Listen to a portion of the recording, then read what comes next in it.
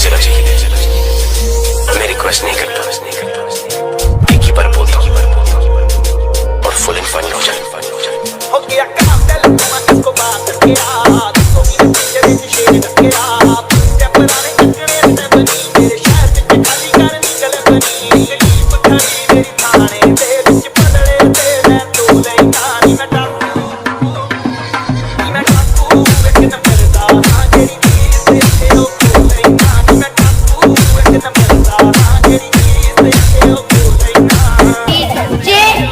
JSR Chainpura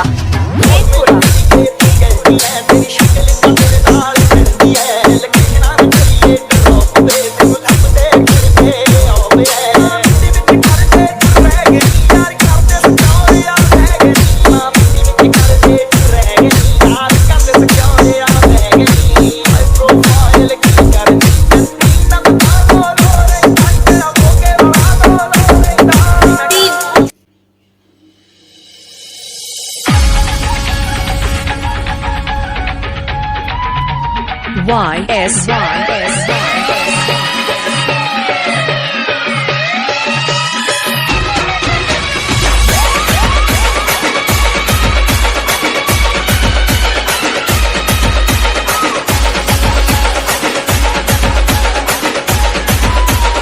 Yogesh Shejekar